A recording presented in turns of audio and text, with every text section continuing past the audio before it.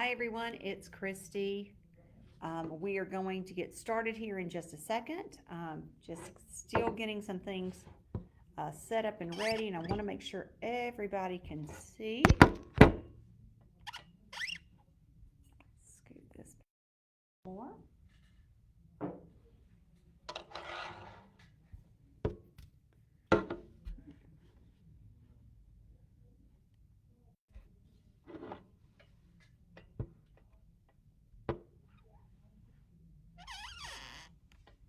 right. I think that looks pretty good.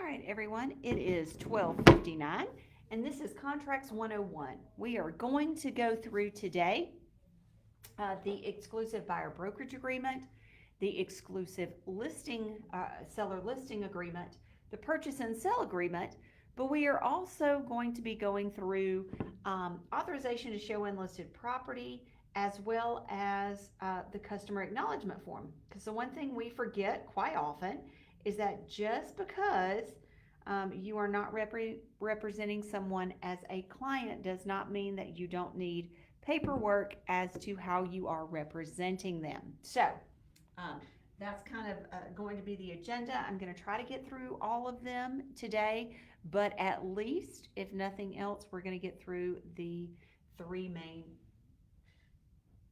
forms. So I have brought my little woosah, whatever candle here. Smells wonderful, so we can all breathe and understand that just because you may not have written a buyer brokerage agreement or a listing agreement doesn't mean that this is not something that you can easily understand and be able to jump into at any point.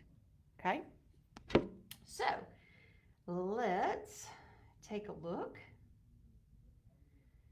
first and foremost at the buyer brokerage agreement. All right. Getting some last minute approvals in on some requests of people watching online.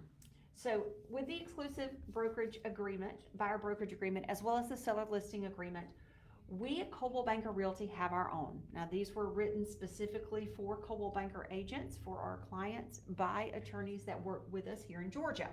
So of course, as you can see, the first line says the state law requires a broker representing a buyer as a client to first enter into a written agreement.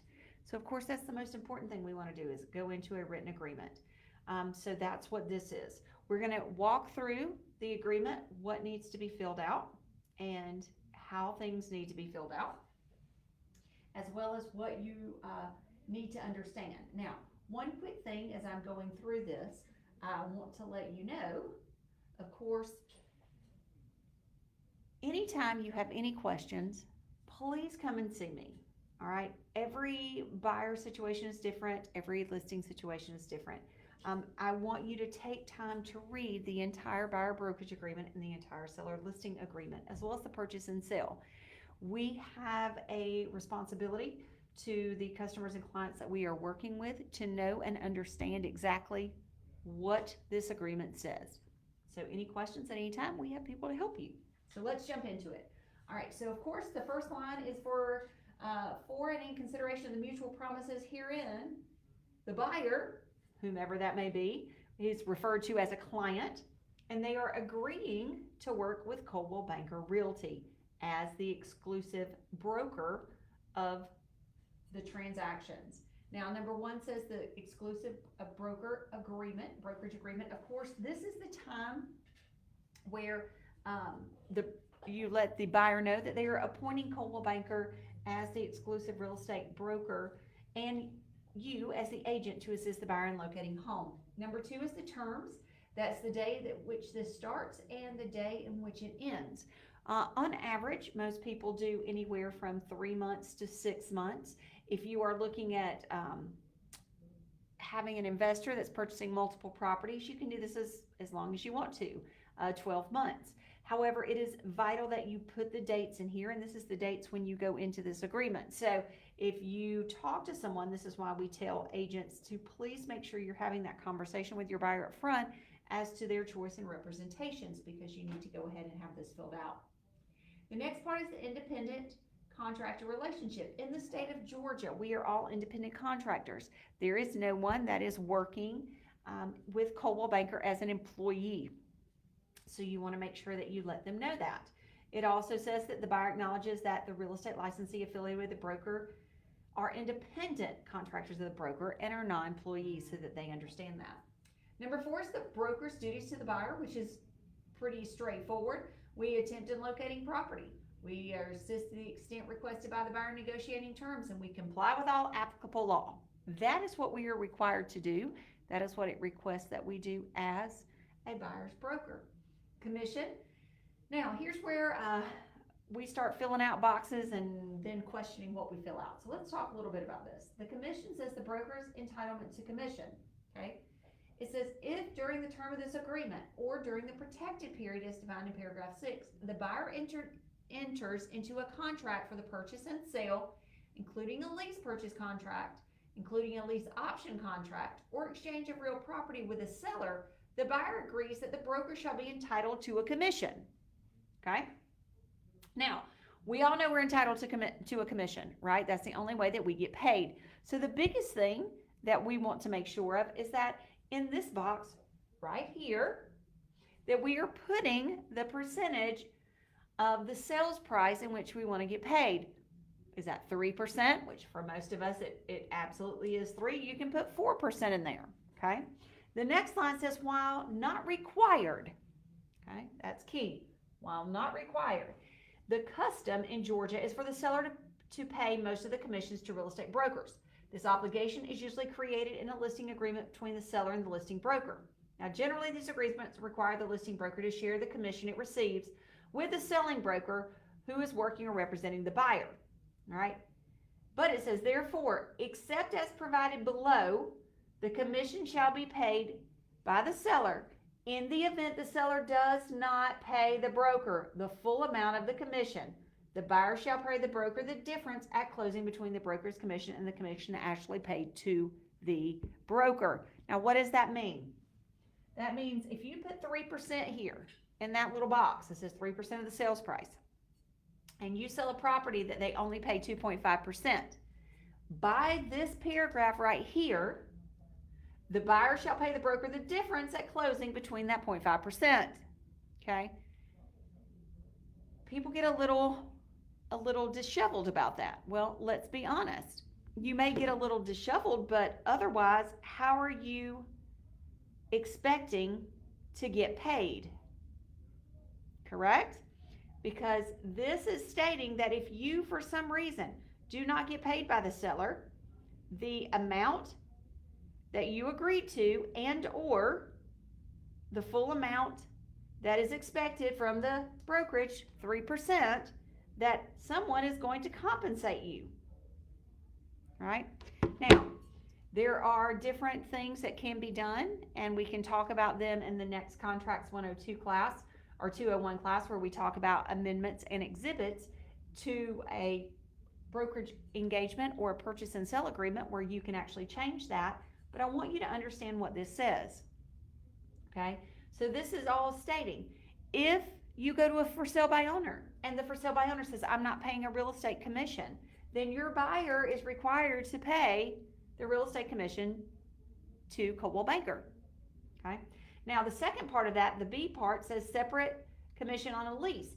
This is saying if the buyer leases a property, the landlord, during this agreement, buyer shall pay the broker a separate leasing commission, except where the commission is paid by the landlord. So if the landlord pays it, it's different, in the amount of blank and as follows, blank. So this is also stating that notwithstanding any provision to the contrary, the payment of the leasing commission, including in lease purchase transactions, shall not relieve either seller or buyer from paying the sales commission that they may owe. So you can put on here that if you're helping someone with a lease, that they pay you $1,000 upon renting a property, right? That doesn't have anything to do with the landlord. That has to do with the buyer/tenant, okay? Also, if you are going into a purchase and sale agreement, don't just leave this blank, all right? Just put NA there. We don't want to leave any question to any buyers what our contract states, so please make sure that you do that, all right? So next it says the commission on a property sold for sale by owner. Here's where it is. In the event that the buyer, let me scroll up here a little bit, in the event that the buyer purchases a property that's sold for sale by owner without a broker and the owner is unwilling to pay the commission on or before the closing, the buyer agrees to pay the commission to the broker, okay? Now, let's talk about buyer default and what that means. Buyer agrees to immediately pay the broker its commission in the event that the buyer defaults on a contract to purchase or exchange real property under which the broker would have been paid. So they don't show up for closing. We're owed a commission. Without the prior consent of the broker, the buyer agrees with the seller to mutually terminate the contract or purchase and exchange real property under which the broker would have been paid. So if the buyer terminates a contract that you have helped to procure and solidify, the buyer is agreeing that they're going to pay a commission. And the buyer defaults under this agreement, resulting in the broker not being paid a commission in which the broker would have otherwise been entitled. Now, granted, as a company, we reserve the right to choose some or all of this to go through. However, it doesn't mean that it's always going to happen. However, this needs to be a discussion with your buyer to understand their obligations and why it's very important that you represent them in these transactions, all right? Now, that is all about commission, the whole thing. You can summarize that when you have a conversation with your buyer, or you can read it straight off the paper, okay? Now, a protection period. Coldwell Banker has done something very nice for everyone, and they have put a little phrase in here that says 180 days if left blank. Well, what does that mean? That means in the event that during this agreement with the buyer, that the buyer says, you know what, I've decided I don't want to purchase a home anymore, all right? There is a protection period after which, whether they terminate this agreement or whether it just expires, that it stays. Buyer purchases, contracts to purchase or exchange, leases or lease purchases any property during the terms of this agreement was submitted to, identified or shown to buyer or buyer brokerage for which the buyer provided information to the buyer.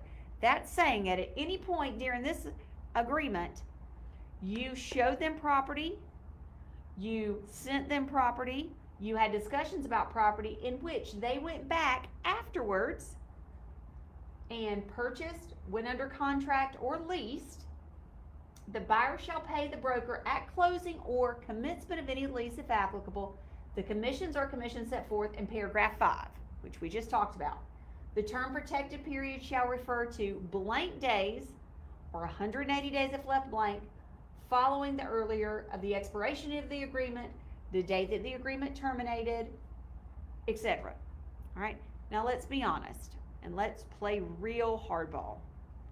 180 days is a long time to keep up with someone to find out what they did. I'm not going to try to keep up with your buyer that terminated this agreement with you or that decided they didn't want to buy a house for 180 days. Are you? So let's be honest. If you work with someone, 60, 90 days is probably about as much time as you're going to be able to follow up with them, find out what's going on, and see if they purchase or lease another property. Now, it is completely your choice. But instead of leaving it blank, write 180 days if you want 180 days, if you plan to follow after someone for that long.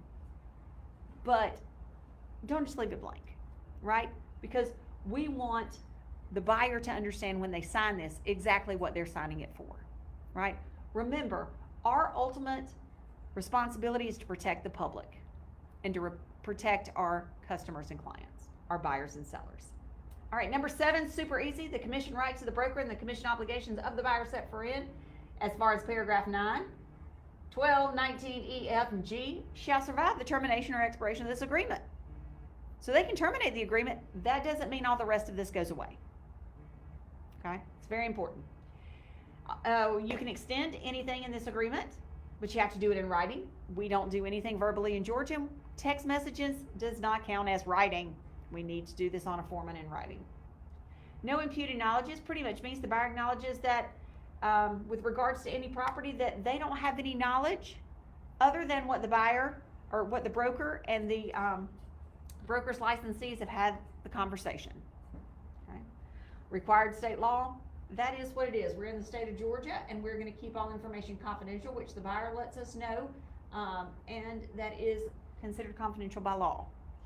The broker may not knowingly give any false information, and in the event that there is a conflict between the broker's duty to not give the customer false information and the duty to keep confidence of the buyer, the duty not to give false information wins out. So, you need to make sure that you are clear with your buyers, that you cannot go and give false information to a lender, to an attorney, to the seller about anything in this transaction. Okay? Unless specified, broker has no other known agency relationship or parties that would conflict. They haven't signed another buyer brokerage agreement with anyone else. They haven't signed another purchase and sale agreement with anyone else. That they are saying that they are going to be working with you and with Coldwell Banker. Disclose of potentially fraudulent activities. All right, I'll make this really easy. You need to tell your buyers, if you break the law, I'm going to tattle on you. And if I break the law, you need to tattle on me. Right? No fraudulent activities. Now, number 12 is probably one of my most favorite and least used phrases in this entire agreement. Now, a lot that you'll see, this information is also on the listing agreement because it is the same limit on broker's authority and responsibility. So, here's what I'm responsible to do. 1, I may not show the buyer, I may show property in which the buyer is interested to other prospective buyers. Doesn't mean just because they're interested, I don't have to show it to somebody else that may be interested. I shall not be responsible to advise the buyer on any matter, including to, but not limited to. Do you see all of this? I am not responsible for the condition of the property, title search, inspection of the property, building products, construction techniques, the necessary cost of repairs, mold, hazardous or toxic materials, termites or other wood-destroying organisms, the tax or legal consequences, the availability and cost of utilities or community amenities, the appraised or future value or appraisal of the property. That's not my responsibility. That is completely out of the scope of a real estate agent. Now, can I help them find this? Yes. Can I advise them where to find this? Yes. Is it my responsibility? No. All right. C, I shall owe no duties to the buyer nor have any authority on behalf of the buyer other than what is expressly stressed in this agreement. If it's not in here, I don't do it. I may make all disclosures required by law. I am responsible for ensuring the buyer complies with the duties and deadlines. I shall be held harmless by the buyer from any and all claims of action and inaccurate or incomplete information by the seller. That's not my responsibility. Earnest money handled by anyone other than the broker. And guess what? We don't handle earnest money. So you don't even have to worry about number 2. because we don't hold earnest money. And 3, any injury to persons or property, or loss or damages to the property, or anything contained herein. And lastly, I shall have no authority to bind the buyer. It is not my right to bind the buyer to any agreement. So if they choose to bind themselves, then they can, or they otherwise have to tell me I can do so. So that means you can't sign their name. You're not the power of attorney. Pretty much, we are the vehicle in which we service the client to buy and sell property. Okay? Broker's policy on agency. Make this easy. We don't do dual agency here. We can represent the customer. We can represent someone as a customer and someone as a client, but we do not represent both as clients. Why? Because I can tell you, regardless of how amazing an agent is, and I've seen some pretty amazing ones, we are human, and human nature is we will favor one over the other. There is no way about it. Now, here's the dual agency disclosure, so we will skip through that because we don't do dual agency. Now, designated agency, what does that mean? Designated agency means you're working with another Coldwell Banker Realty agent. That could be from Marietta, that could be Covington, that could be in town. If they are a Coldwell Banker Realty agent, we are designated to be with buyer and seller. Doesn't matter what agreement you have signed with them, because we are both under the same brokerage code. All right, now here's what's great. You saw that our little bit of responsibilities. Look at the buyer's responsibilities. The buyer agrees to be reasonably available to see this property in which the broker has arranged for us to see. Buyer agrees to timely respond to communications, to provide the broker with accurate and complete information, to inspect and become familiar with the potentially adverse conditions and conditions of special concerns to the buyer. There again, all this stuff that was up in the top that said we're not responsible, well, they are. They're also supposed to become familiar with the terms of any purchase and sale documents. Work exclusively with Coldwell Banker. Disclose to the broker in writing at the commencement of this agreement whether the buyer previously worked with any other real estate broker and the addressees of the property. Okay, so let's say they were under a buyer brokerage agreement that they still have a protection period and they saw a house at 123 Main Street. They need to let you know that. Even though the agreement is terminated, just like our agreement, they could still be responsible to that broker if they purchase that home. Okay, and not to contact or see property listed with a for sale by owner or new construction, let me just throw that in there, without first giving the broker a reasonable opportunity to contact the owner, right? Now, here's one of the reasons we have our own buyer brokerage agreement and seller listing agreements. Per Georgia Real Estate Commission law, per license law, if you refer a buyer or a seller to anyone, the buyer and or seller have to sign off that they understand they're being referred to you by another agent or entity. Okay, in GAR buyer brokerage agreements, it states that. However, it does not give them the ability to sign to say that they approve. That has to be a separate form. Now, Coldwell Banker has thought ahead and said, wait a minute, we need to go ahead and knock this out all in one agreement, right? So number 17 says the buyer authorizes the broker and or referring buyer to another real estate licensee for another brokerage or relocation services. Acknowledge that the broker may receive a referral fee, right? So we're killing two birds with one stone. So here, if you have gotten a referral, whether it be from relocation, if it, and Donna Evans is sitting in here with me, if Donna refers me someone, I need to put the recipient of the referral is Donna, and she's going to be getting 25, 30, 40, whatever percentage. If you work with Realtor.com and Op City leads, Op City needs to be right there. If you work with Navy Federal, bam, Navy Federal's there, Rocket Mortgage, whomever it may be. And the reason this is the buyer was referred to the broker by another real estate licensee. Broker has paid the following referral fee from its commission. That way they understand and that they know that they were referred to you from someone else. Okay. Early termination. The broker shall have the right to terminate this agreement at any time by giving the buyer a written 7-day notice. Hold up. What did that say again? The broker shall have the right to terminate this agreement at any time. Did you guys know that? You can terminate this agreement at any point that needs to be terminated. You just need to make sure that you do it in writing, okay? Now, here's some miscellaneous things I'm going to talk about, and you will see these in every single form that we go through. So I'm going to go through them now, and then we can skip them. All right, miscellaneous, these are GAR forms. The Georgia Association of Realtors, we are all realtors here. These have all been sanctioned under the Georgia Association of Realtors. That's why this form can interwork with all the GAR forms, okay? Just to give you a heads up, Seth Weisman, who writes the GAR forms, also helps write our forms. It's pretty amazing. All right, notices. Communication regarding the real estate transaction. The buyer acknowledges that many communications, notices, and real estate transactions are time sensitive, and they are taking on that responsibility. During the term of this agreement, the buyer agrees to remain reasonably available to receive communications. Notices between broker and buyer regarding this agreement. The buyer and the broker agree that communication and notices between this regarding the terms of the agreement and excluding real estate transactions with which the parties may be involved shall be in writing, signed by the party given notice, and delivered in person or to an address, an email, or facsimile number that's been given. All notices, all contracts must be in writing, okay? Buyer contact information.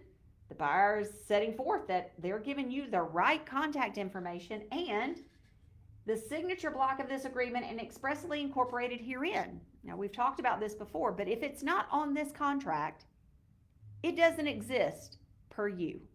If they have 7 email addresses, you better write down all 7 email addresses, because the only way per law that you're supposed to contact them about real estate transactions is what's written on here. That's why I used to send back so many contracts to say there's no phone number, there's no email address, there's no physical address, because if you don't have them, you can't give them notice that way. So keep that in mind. All right. And then, of course, fraudulent wiring instructions. You're going to see this everywhere. Before the buyer wires any funds to any party, the buyer should personally call and make sure it's legitimate. We have it in our contract, okay? All right, affiliated business relationships. There is an affiliated business disclosure that they should be signing because we have affiliate businesses. Now, this just doesn't mean we like them. We think Jeff and GRA and Teresa are pretty cool. That's not what this means. This means we have a vested financial interest in those companies, which is why we need the buyer and the seller to sign off, okay? Coldwell Banker Realty acting as an escrow agent. We don't, bam. So that's going to be coming out of our contract in the future because we do not act as an escrow agent. Limited liability. The broker shall under no circumstances have any liability greater than what's in this contract and what it is to be in real estate, which is great for us. Governing law, obviously state of Georgia, and then of course federally. This entire agreement goes together. We don't pick and choose. Please, please, please, please, please do not let your buyer start crossing things out. Okay? We don't do that with this agreement. It is all as one entity. If you need to make changes or adjustments, you need to write it in special stipulations. Okay? Fair housing. The buyer acknowledges that the broker is committed to providing equal opportunity for housing to all persons. While the broker may show the buyer properties of any type, any specific geographical requested by the buyer, the broker may not steer buyers to particular areas based upon race, color, religion, national origin, sex, familial status, disability, sexual orientation, or gender identity. Right there. Any questions on that? We need to talk offline. All right. Okay. Special stipulations down here. Can't really see it much on this one, but it does come up with a beautiful little yellow thing that you can write special stipulations. There are some great special stipulations that you may want to put in here. One of them says that texting is an approved form of communication, right? Because that's nowhere in here. It said facsimile, it said email address, it said physical address. So maybe you want to look at putting that text messaging is a approved form of communication. You may also want to put in here that if they buy the house at 123 Main Street, there will be no commission paid because that belongs to their mom, right? Those are the kind of things you put in special stipulations. Of course, this is our signature page, so we should understand this one. However, what I want you to really see on this is the first line. By signing this agreement, the buyer acknowledges that 1, the buyer has read all provisions and disclosures. 2, the buyer understands the provisions and disclosures, and they have entered into this agreement voluntarily. 3, the buyer is not under a buyer brokerage agreement with any other broker. That's pretty heavy. Do we go over that with them? Okay. So then here is their names, their address, telephone, and you can always put a telephone number and put work, a telephone number and put second cell, a telephone number and put cell. And instead of a fax number, you can put another email address and put home email, work email. You can type different things here, but make sure that you put all their methods of communication. And then, of course, at the bottom is our signature.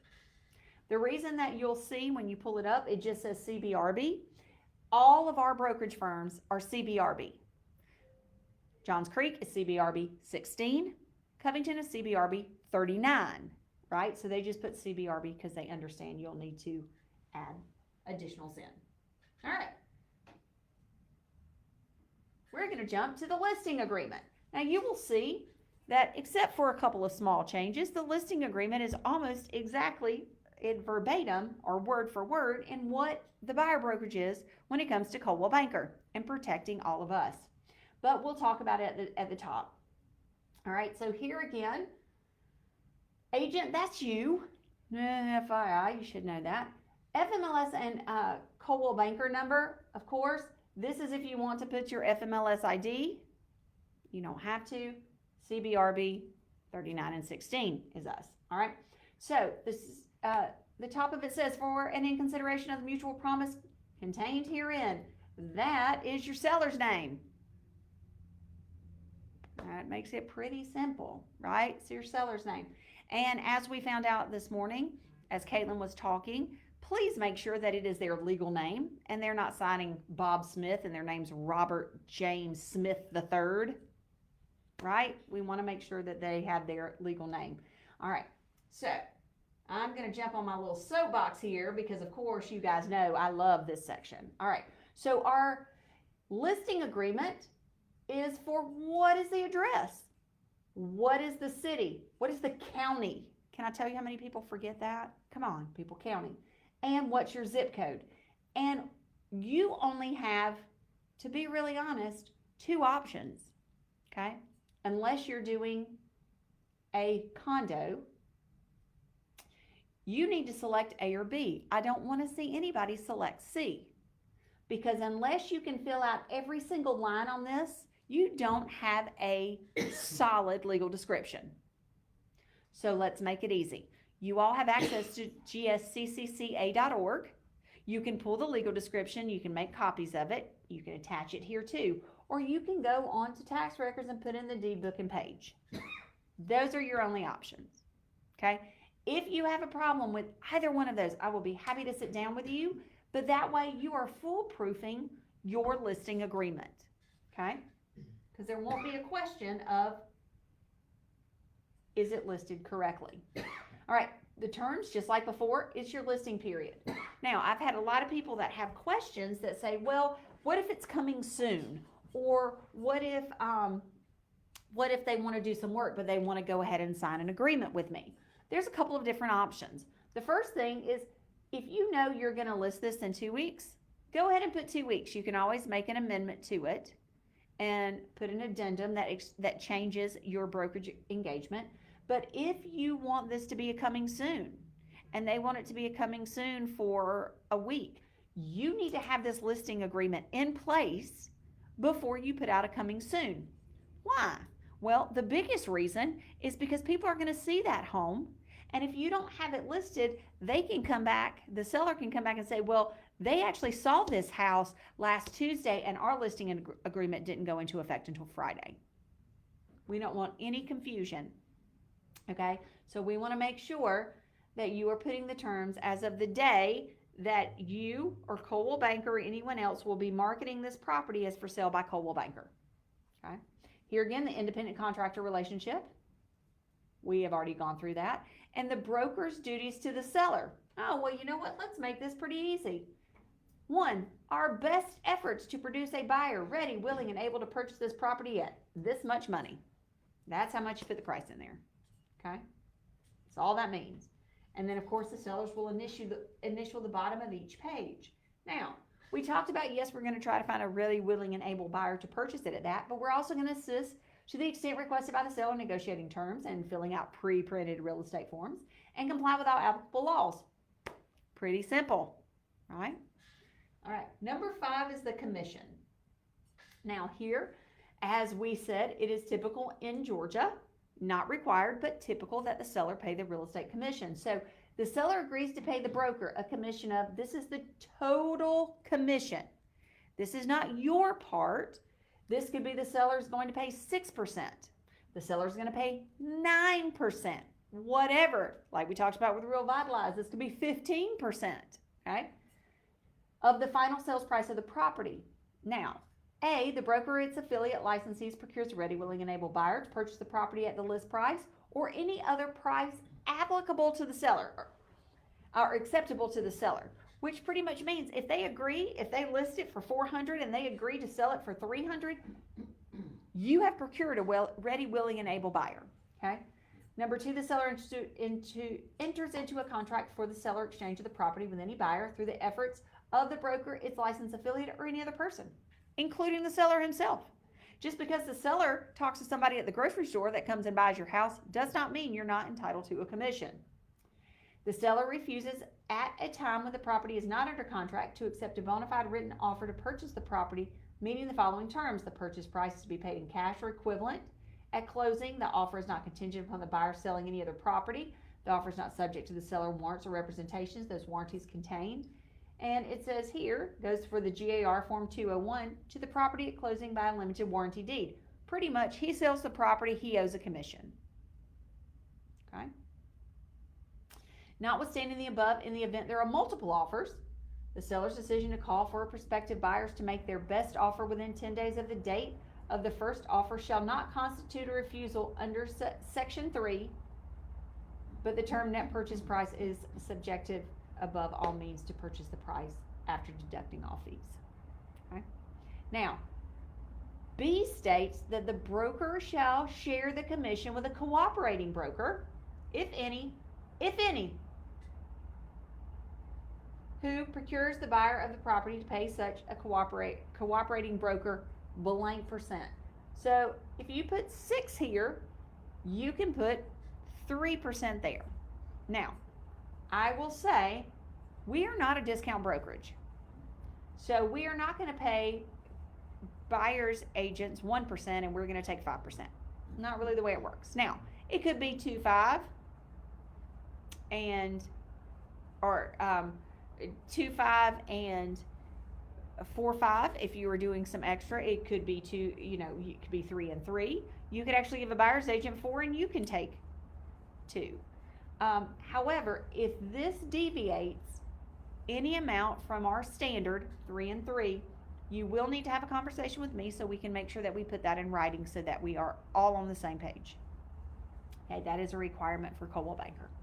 Now, let's say that the broker or the seller says, you know what, I will pay a total of 3%, or I will pay a total of 6%, but I only want to pay $3,000, right?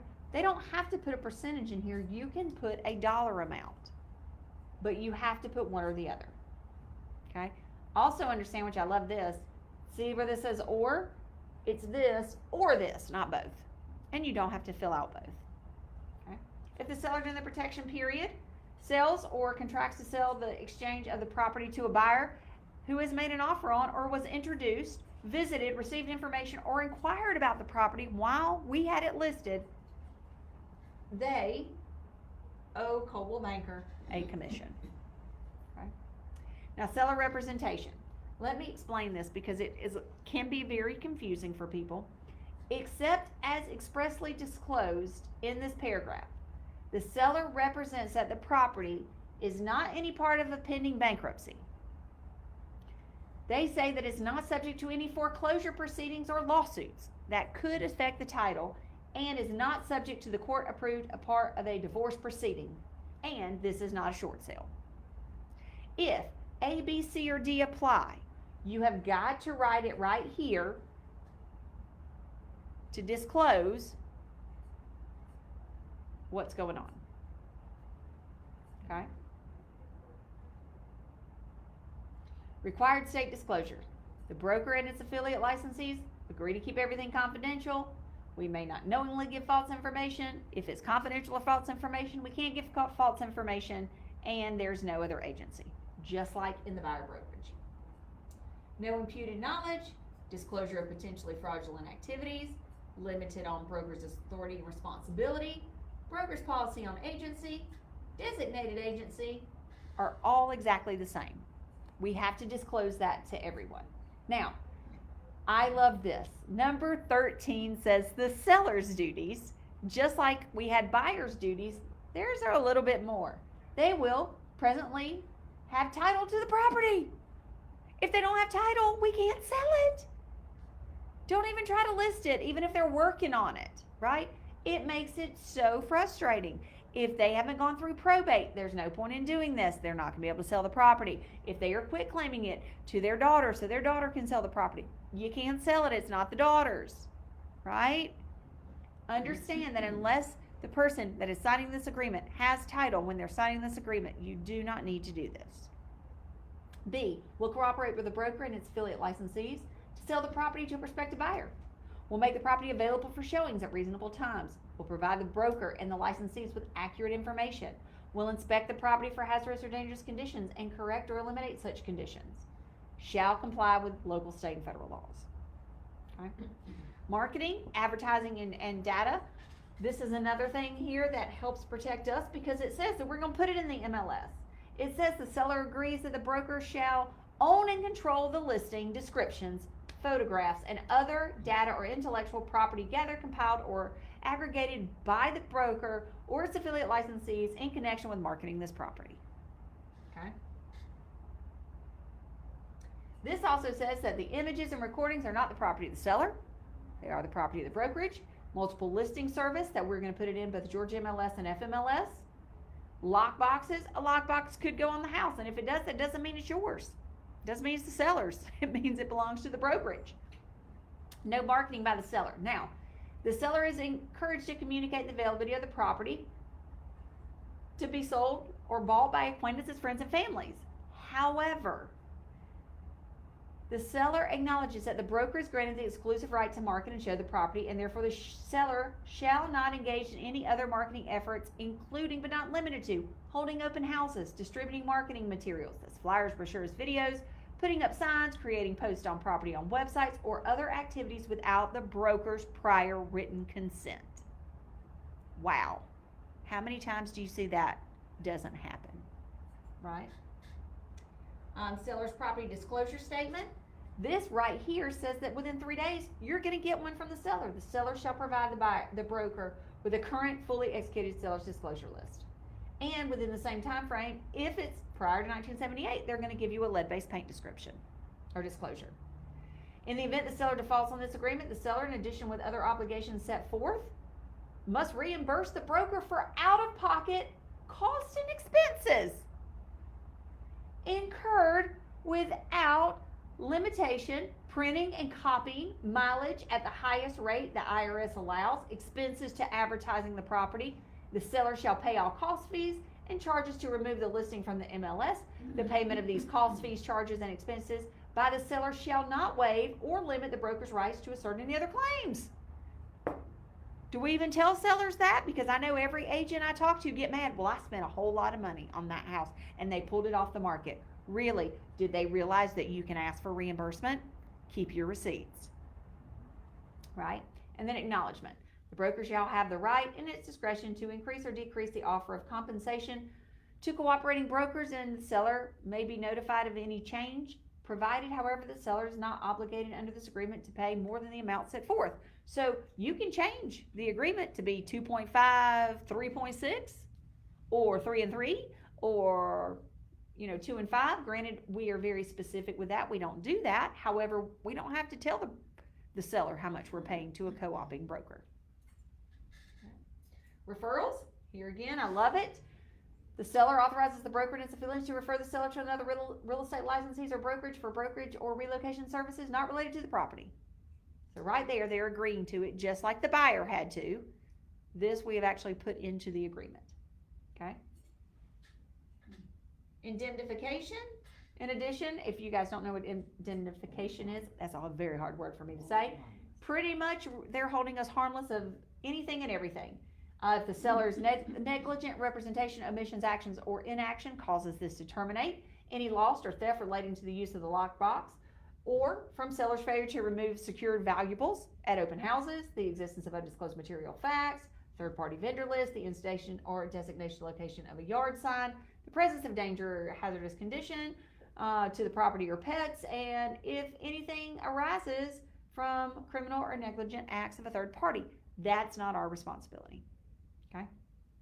Brokers have the right to terminate with or without cause upon 7 days written notice to the seller. All right, and then of course the miscellaneous is the same. GAR forms, notices, limit brokers' liability, third-party vendors. All right, now this kind of gets stuck up underneath there, so people skip it. But as a courtesy, the broker and its affiliates may provide the seller with one or more names of services provided, including but not limited to home inspectors, engineers, contractors, repairmen, or attorney or other consumers have used or whom the broker and its affiliate licensees are aware. The final choice of any service rests solely on the seller, and the seller is free to choose any provider. Right there. Okay. Governing law, time is of the essence, and statute of limitations. Now I love this one. Statute of limitations pretty much says notwithstanding anything to the contrary. Any action in nature against the broker, its employees, licensees, whether sound or tort, or in any contract, must be filled out within 2 years from the date that it arises. So if there's any problems, they only have 2 years to take care of it. All right. The headings of this agreement are for reference. Right, and may not be complete description of the terms, entire agreement, same again. Survival, I love this, paragraphs 5, 8, 9, 10, 16, 17, 19, and 21 shall survive. So do you know what those are? Of course, special stipulations. If, of course, somebody wanted to sell this to their cousin John, and John's not part of this agreement, right? And then, of course, here again, you need to have all of this completed so that the seller, you know how to get in contact with the seller. And then that's our information. Oh, bam, look at that, my name came up. All right. Now, before I jump into the purchase and sale agreement, I want to show you these two. We're not going to go through them. Work with the buyer as a customer. If you're going to work with a buyer and you do not want to represent them, you do not want them to be a client for whatever reason, you still need to have them sign that they can work with a buyer as a customer, which pretty much states all the stuff that we talked about. It just goes through and lets them know that you're not going to be representing them. If you have a buyer, or if you want to show a piece of property to someone that it is not listed, this is the authorization to show unlisted property. You pretty much still have to fill out all that you did on the front page, but it also asks the seller of the for sale by owner, will they agree to pay you a commission? All right, I'm going to take a drink of my Liquid Death here, just in case you guys have never heard Liquid Death. It is, what does it say? It murders your thirst. That's actually water, guys, just in case you didn't know. All right, so let's jump into this. Purchase and sale agreement. 3 great things are very evident in the purchase and sale agreement in Georgia. Number 1, everything you're going to need to fill out, all the pertinent information is on the first page. Number 2, anything and everything that you're going to need to know is organized from the first page in the consecutive pages that reference the first page, which we'll talk about that. And number 3, pretty much it's just in a format that you and your buyers, sellers, everyone should be able to understand. However, we're going to talk about what needs to be filled out. So of course, offer date, most important, you got to put that up there. And then they label these in the terms of what's most important. So of course, do you think that the property address is important? Absolutely. That's number 1A. Please make sure you fill it out. If there is no MLS number, you can leave that blank or you can put NA. For those of you who do not know, NA means not applicable. NC means no change, okay, if you're doing it on a counter offer. Tax parcel ID number, right? This is in block number 1 because it's important. Leaving it off doesn't mean it's not there. Go on to tax records, find that tax parcel ID number. There is no excuse to not put that in there. There are many properties that the tax parcel ID is incorrect, and the attorney can find out and get things corrected if you put that number on here. Please do not leave that off. That means that you have a possible voidable contract, invalid contract. All right, legal description is B. There again, just like before, you're going to attach the legal description number 1 or D book and page number 2. Or number 3. You only use number 2 if you have a condo, and then you have a whole separate purchase and sale exhibit that goes with it. A or number 1, number 3. Those should be what you're using. All right. Number 2 is pretty simple. What are they going to pay? The purchase price to be paid by the buyer. All right. And number 3 is the closing cost. The seller is contributing at closing to the buyer's cost at closing. Okay. This has to be, do you see right there? It's a dollar sign. You can't put 3% of the purchase price or to be determined. Anytime you put TBD, you are taking the chance of invalidating your contract. Do not put that. If it's 0, put a 0. If you're using zip forms, which you should be, you hit that space bar and type in that 0. Okay. Closing date and possession. What date are you going to close? With the possession of the property transferred to the buyer at closing, which should be what we all choose. However, I know that's not realistic in this day and age. X amount of days after closing, and if that's the case, at what time? I would say no later than 4 o'clock.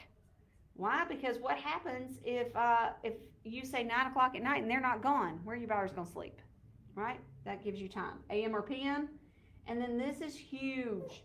You need to attach a F-219, which is the temporary occupancy exhibit, if you check X amount of days after closing. If it is not attached, you can't enforce it. Okay? Please make sure that you attach that. Number 5 is the closing law firm and their phone number. All right? Also, please, if you're using a law firm that has multiple locations like Wiseman, you will say Wiseman PC Sugarloaf office, Wiseman PC Alpharetta office, right? That way they know which law firm it goes to. Now, number 6 is the holder of the earnest money. There are 2 forms that must be attached here. Number 1 is F510, and there is a space for it to be attached. This is an agreement by all parties that the attorney is going to hold the earnest money, or the holder of the earnest money, if it's a closing attorney. And F511 has to be signed by the attorney, the closing attorney's office, that says they will hold the earnest money. Those have to be completed with your purchase and sale agreement.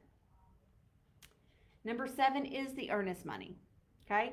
And it shall be paid by check, ACH, cash, or wire, immediately available as follows. Well, let's talk about that. Number 1, you never should be taking cash. I don't even know why that's still on there. I think that's crazy, but we don't have buyers that take cash because no attorney wants to be responsible for that, nor any other brokerage that does hold earnest money, and there's still some that out there. Now you can check, ACH, and wire. You can check them all. They can send $100 in a check. They can send $5,000 in a wire and $10,000 ACH. That is up to the attorney how they're going to do that. But if you already know that they're going to do ACH, typically with Weissman, that's the easiest. You can check that. Now you have 3 options with the earnest money, A, B, and C. A says that when you write this offer, you're going to have the earnest money, or they're going to send the earnest money that day. Now, that can happen on certain transactions. That's not the norm, which means you're probably going to check B. B is the same amount of earnest money within how many days from binding agreement, right? There is a maximum here. 5 days is the maximum amount of days that can be from the binding agreement to get the earnest money in. So what would you say you should do if, for instance, today is Tuesday? So you put 5 days from binding agreement. That's Wednesday, Thursday, Friday, Saturday, Sunday. So you've lost 2 days, quote unquote, banking days if they're wiring money. So what happens if they don't get it in on Friday? Because technically this says 5 days from binding agreement, but 5 days is Sunday. Okay? If that's the case, you can mark C and put earnest money shall be paid in the funds as followed: $5,000 within 5 days of binding agreement or next consecutive business day. Now, what can you also put? You can put multiple ones. You can put B, $5,000 within 3 days of binding agreement. You can check C and put $5,000 additional dollars at the end of the due diligence period. Right? Because this says funds as follows. It doesn't say and or. So you can do multiple ones. Okay? All right. Inspections and due diligence. You know, people have gone a little crazy with this recently, but due diligence was such a huge, big thing when we went from right to request repairs to due diligence, right? Because due diligence gives everyone the option to walk away if they sneeze or wake up on the wrong side of the bed, right? Your earnest money is considered soft money during this due diligence period. Now, a lot of people are still saying, oh, well, I'm going to do it with no due diligence period. Okay, well, that means upon everyone agreeing to this offer, your money's gone hard. Your buyer doesn't get it back. That is completely not protecting your buyer. Even if you put 1 day in here, you need to give your buyer the opportunity to ensure that this is the home that they want. Now, you understand the right to request repairs, which a lot of people have used, and we'll talk about it next week, doesn't give the buyer the right to terminate and get their earnest money back because they found something in the inspection. And that's what people don't understand. This due diligence period is your only get out of jail free card. Don't throw it away. Okay?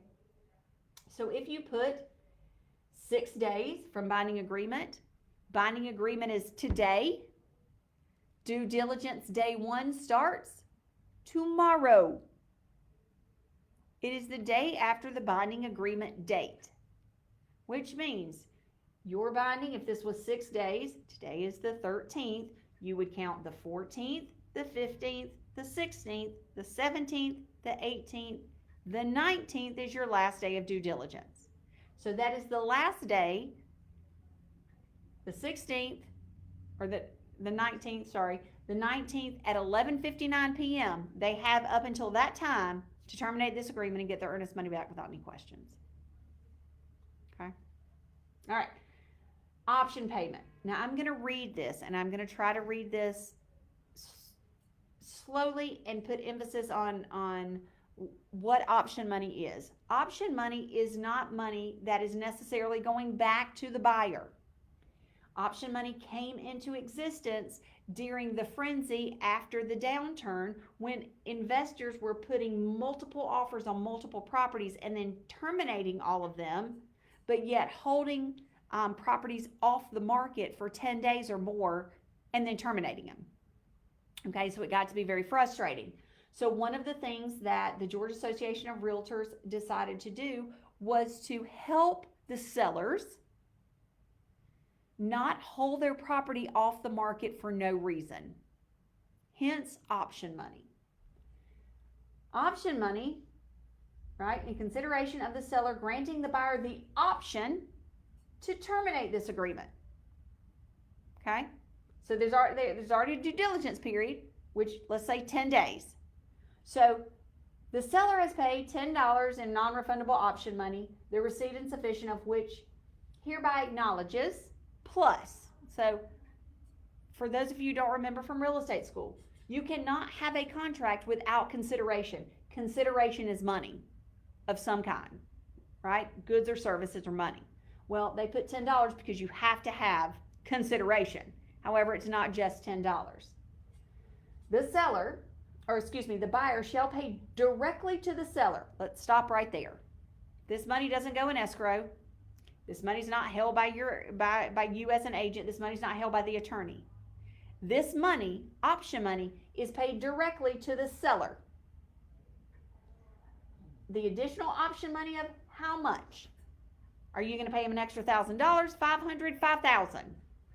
By check, ACH, or wire transfer of immediately available funds, just like we talked about before, on the offer date or within blank days of binding agreement date, just like earnest money. Okay?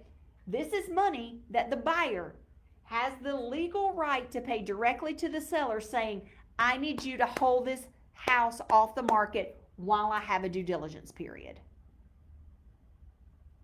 Okay? Any additional option money paid by the buyer to the seller. Now you have two options here, so let's talk about it.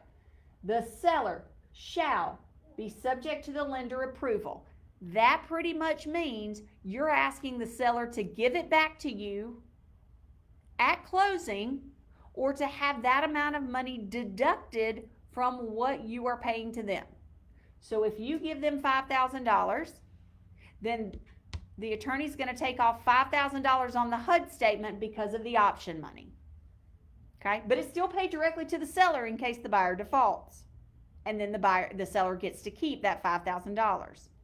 Or shall not be applied towards the purchase price at closing and shall not be refunded to the buyer unless the closing fails because of a default of the seller. If you check this box, that $5,000 is gone. Bye, see ya. I just gave it to the seller because you're cute, right? That's pretty much exactly what that means. Option money is a great alternative if there is a specific reason that you are looking for those due diligence days. Honestly, if you're not working with investors or on multiple offer situations, do not go playing with option money. Okay? All right. Number 9, lead-based paint. This is easy. If it was built prior to 1978, you need to have a lead-based paint disclosure checked and attached. Okay? FYI, buyer's agents, you don't fill that out. Listing agents, that needs to be filled out with your seller's disclosure and your community association disclosure. Your responsibility is to make sure the seller does this. Okay? Now, what happens if it was built in 1980? Or they told you it was built in 80, but they had an add-on? Or what happens if you go into a restored farmhouse that's all new, but like my old house was built in 1907? Do you still need to do a seller's or lead-based paint? Absolutely. You don't know what's in that house, right? If you even question, do a lead-based paint disclosure. It will not hurt you to do it. What will happen is if you don't do it and they find out that a piece part, some mantle that is mounted to the wall in the house was from 1809 when someone's grandmother moved it across the country from their very first house that their granddaddy carved it with his hands. That is still a fixture attached in the home. Okay? Even if they're going to take it with them, if it is in the home and affixed at the time you are listing it, you need to disclose it. Okay? Brokerage relationships, love this section. FYI, the buyer's broker is not you. The seller's broker is not you. That would be called a banker. Okay? So the brokerage of the listing, the listing agent and the buyer's agent would be what goes there. Now this is the easy part. Are you representing them as a client? Do you have a buyer brokerage agreement? Obviously, do you have a listing agreement? Are you working with the buyer as a customer? Have you signed a customer acknowledgement form? Have you signed an authorization to show unlisted property? Are you acting as a dual agent? Well, guess what? That's a no, so you already got that marked off, so you don't have to worry about number 3. And number 4, are you acting as a designated agent? Where, well, yes, I am. I am representing the buyer, and Donna Evans is representing the seller. Okay? Now, material relationship. And I have to say this story because this was really funny, just because it's 2:02 and I need to have a little bit of comic relief. So I had a client, not even a client, a customer of one of the agents when I first got here, or I was here less than 9 months, calls and starts yelling at me on the phone and says to me, I don't know why your agent is talking to me about my marital status. That is none of her business, and she needs to step off. And I said, I'm sorry. She said, well, she's asking about us to fill something out and about our marital status, and she wrote on the form that we were not married. And I said, ma'am, we don't handle any of that as real estate agents, of course, going back to what is our responsibility and liability as an agent. And I said, are you sure it's not the lender? She goes, nope, it's on the purchase and sale agreement. And I said, okay, can you please read it to me? And she said, yes, ma'am, it's on the front page, and it says marital relationship disclosure. And I said, oh, okay, you mean the material relationship disclosure. That means, are you related to anyone in the transaction? So just to let you know, this is not if you're married to anyone. This is the material relationship requires to be disclosed by either broker or as follows. Is this your own house and you're selling your own house and you're a Georgia real estate agent and you're the seller?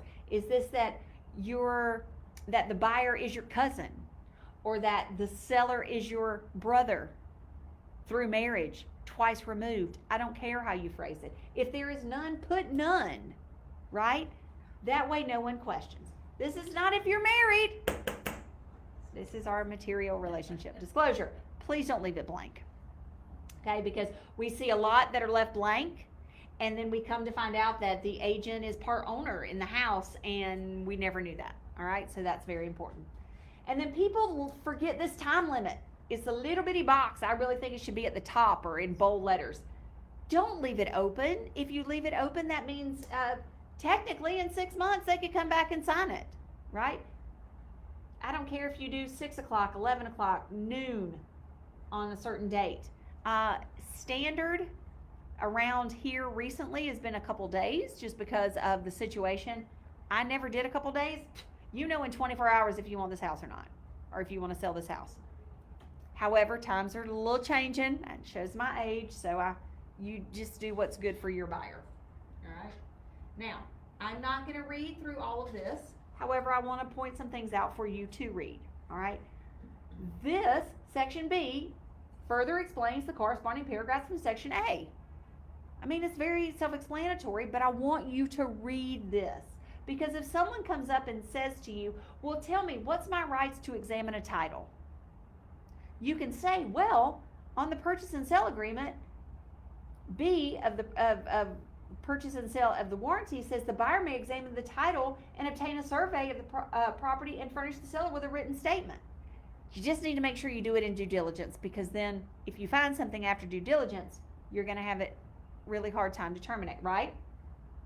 What if they say, well, what about title insurance? Well, the buyer directs any mortgage lender and the attorney about the title insurance, right? You can call the attorney and talk to them now, right? Closing costs, because everybody gets confused. Well, let me read this first sentence to let you know. At closing, the seller shall make reference to the seller's monetary contribution, which the buyer may use to pay at any cost or expense the buyer has related to the transaction, included without limitations, commissions, obligations of the buyer. So if the buyer is supposed to pay you commissions and they ask for closing costs, part of that can go to your commissions. Buyer acknowledges that the buyer's mortgage lender may not allow the seller's monetary contribution, the full amount, to be used for some cost. In that event, any unused portion of the seller's monetary contribution shall remain with the property and it goes back to the seller. So do understand that if you have an FHA, VA, or USDA loan, you can contribute up to 6%, the seller can usually to be used. But if you have a conventional loan, the seller can only contribute up to 3%, right? So you need to talk to the lender. And I love this. Buyer at closing. The buyer shall pay. The buyer shall pay. Let me read that one more time. The buyer shall pay property transfer tax, the cost to search the title and records prepared, and the limited warranty deed. All other costs, fees, charges to close the transaction, except otherwise provided. So if your buyer says, well, we didn't ask the seller for closing costs, what do I have to pay? Everything associated with closing this transaction, okay? The prorations, the ad valorem taxes, community association fees, solid waste and governmental fees, and utility bills for which the service cannot be terminated at the date shall be prorated of the date. So go through this and make sure that your buyer and your seller understand what their responsibilities are. Because if it's not up here, the seller shall pay the fees to prepare the record title and to not attend the closing if they're not coming in person. That's it. That's all they're responsible for. The whole closing. Your commission and to prepare and title and record the title. That's it. Right? Make sure everyone knows that. Closing date and possession, you have a right to change that, but you need to do it in writing. Okay? If the right to unilaterally extend the closing is exercised once by either the buyer or the seller, the right shall therefore terminate. So if you have a unilateral extension that extends the closing 8 days, you only get one chance at it. Okay, so we'll talk about that in the future. Keys and openers, the seller shall provide the buyer with keys, openers, codes, and similar equipment pertaining to the property. If your seller forgets to write down the code to the garage and the buyer has been reaching out, or the buyer's agent has been reaching out, please make sure that your seller understands they sign that. They sign this. I mean, seriously, people, it's all just being a good human, right? Call them back, give them the codes. Closing law firm, the buyer shall have the right to choose. Doesn't mean they have to. Everything's negotiable. Holder of the earnest money and the earnest money itself. Now, I'm not going to read this whole thing, but I will tell you. The entitlement to the earnest money. This is what I am going to read because this is crazy. The buyer shall be entitled to the earnest money upon failure of all parties enter into a binding agreement. Failure of any unexpired contingencies or condition in which this agreement is subject, termination of this agreement due to the default of the seller, termination of this agreement in accordance with the specific right set forth with this agreement, which is the due diligence. That's it. That's who's entitled to the earnest money. Disbursement of the earnest money. What does this word right here say? Holder.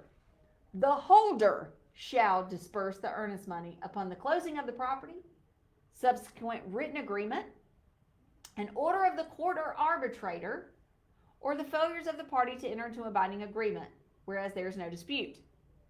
In addition, the holder may disperse the earnest money upon a reasonable interpretation of the agreement, provided that the holder first gives the parties at least 10 days stating to whom it's going to be dispersed to.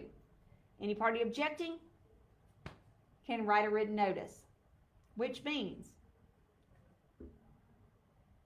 if you have a dispute, you need to get in touch with the attorney holding the earnest money because they start the timeline. We do not. Okay? An interpleader is the person that resolves conflicts, hold harmless, that your buyers and sellers are not going to sue us because of the earnest money, and they're not going to sue the holder of the earnest money for their reasonable interpretation of the law. All right, due diligence. This tells you have the right to inspect, just to let you know. I love this. They're in blue. Don't ask me what the neighborhood's about. Don't ask me who lives here. Don't ask me who drives around here. Don't ask me if there is a meth lab, because guess what? The buyer can review the National Clandestine Laboratory Register at DEA.gov. They can also look at registered sex offenders and any other felons at gbi.georgia.gov. That's out of the realm of my responsibilities. I'm just showing you property. I'll show you property wherever you want to be. I'm not choosing where you live. Okay? Warranties transfers. If there's any warranties on the property from a new roof that got put in or an HVAC unit, all of that transfers with the property. If it's sold as is, and you guys need to really read this. unless the property is being sold subject to a due diligence period, the property shall be sold as is, with all faults. Let me read that again. Unless the property is being sold subject to a due diligence period, the property shall be sold as is, with all faults. So when you put no due diligence, what are you accepting? That it's as is. Kind of makes you think twice, doesn't it? The purpose of the due diligence period is so the buyer determines whether or not to exercise the buyer's option to proceed or not. If you take that away, it's as is. They're saying they'll take it anyway. Notice of decision not to proceed. The buyer shall have elected to exercise the buyer's option to purchase the property unless prior to the end of due diligence, the buyer notifies the seller of the buyer's decision. Well, if there is no due diligence, there's no need to let them know, because you're saying the property shall be sold as is. Now, repairs. All agreed upon repairs and replacements shall be performed in good and workmanlike manner prior to closing. If you want anything past that, you need to write it in a special stipulation. If you want invoices or receipts, or you want to go and see it 5 days before closing, like Caitlin talked about this morning. Okay. Lead-based pay, brokerage relationships. We already went through all of this. It is almost the exact same verbiage as you see on the buyer brokerage and the listing. Disclaimer, we love disclaimers. The buyer and seller shall not have relied on any advice or representations of other brokers, otherwise anything outside of the realm of what's in this agreement. All right, so please make sure, I love this, stay in your lane. As an agent, just stay in your lane. This also says, the broker shall have no duty to inspect the property or advise them of all of these things. You don't work for FEMA. You don't know if it's flood zone. You don't know if it's synthetic stucco. You don't know about mold, asbestos, methamphetamines. That's not your responsibility. Okay. Time limit on the offer. Now, that can be changed. It just has to be done in writing. And other notices, general notices, delivery of the notice. And I love this because agents don't understand. A notice to the party shall be deemed to have been delivered and received upon the earliest of the following: the receipt of the written notice, case of delivery service, in the case of delivery electronically, on the date and the time the written notice is electronically sent to an email,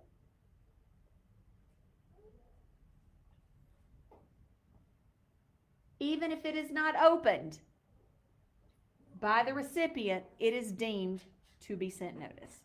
So I email Donna a counter offer, it is deemed to be sent and received when I send it. That doesn't mean it takes you away from the responsibility of reaching out and making sure that things have been received.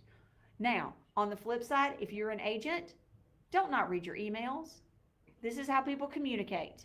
You need to be on top of it to represent your buyer or seller to the utmost of your ability. Okay? Default, remedies of the seller, remedies of the buyer, rights of the broker, and attorney's fees. And guess what?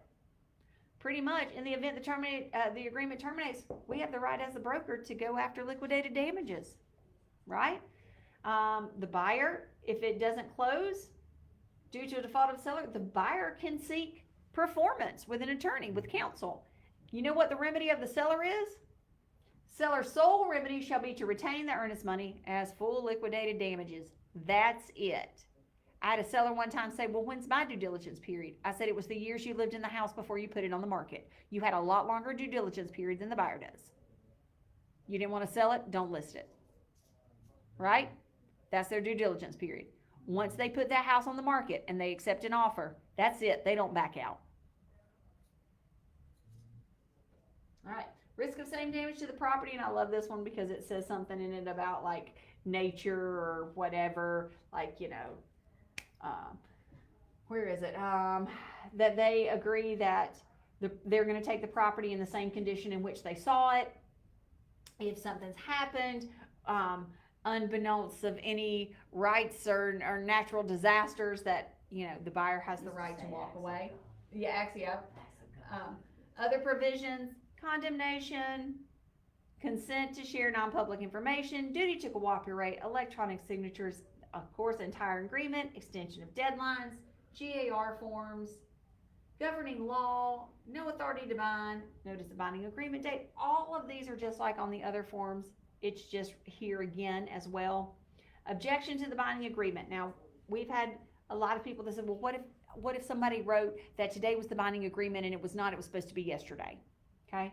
If the buyer and seller objects to the date entered as the binding agreement date within 1 day from receiving notice of the binding agreement date, the party objection shall send a notice of the objection to the other party. The objection shall be resolved by written amendment between the buyer and seller by executing a binding agreement date confirmation, F733. Pretty much just says, here's the binding agreement date, we all agree on it. And you can do that within 1 day of binding the purchase and sale agreement, okay? Rules for the interpretation of this agreement. Handwritten changes shall control pre-printed changes. This is why I cannot stand when people start crossing stuff out, right? Because it says right here, if it's handwritten, it supersedes anything else. Number 2, exhibit shall control over the main part of the agreement. So if you put it in an exhibit, it doesn't matter what the agreement said, the exhibit comes first. That's why we always say,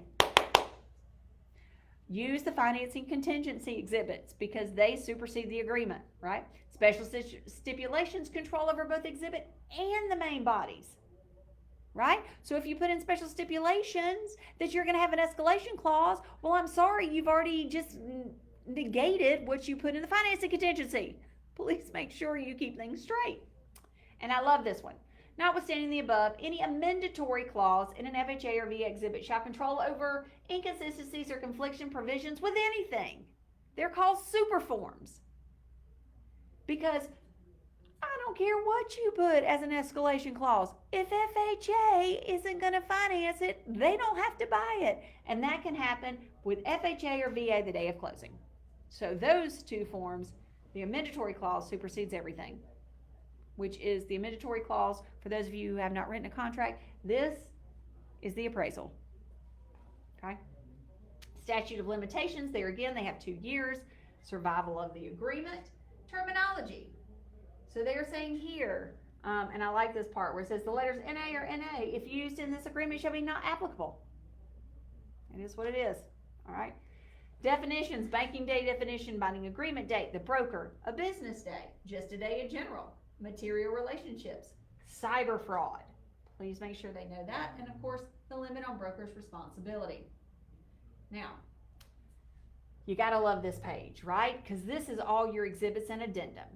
If you're going to attach them, which most of you should, you need to check the box, and in this little line over here, you need to put a letter, right? Amendments and exhibits are letters, A, B, C, D, E, F, G. Amendments are numbers. So if you write an amendment to the agreement, an amendment to address concerns, those are numbers. All of these exhibits and addenda, 2 different things, are letters. So in this agreement, we just talked about, of course, the closing attorney acting as the holder of the earnest money. Okay? Do you have a community association disclosure? Do you have a conventional FHA disclosure? Lead-based paint, right? A legal description exhibit if you are adding that legal description. A seller's property disclosure statement. And it tells you the numbers, the GAR numbers, if you need them. Okay? Temporary occupancy, right? Or other. And then, of course, if you need to type any special stipulations, which here's the great thing. We have Weissman that types our special stipulations for us. And if you go in zip forms and click on clauses, there's a lot of them already in there.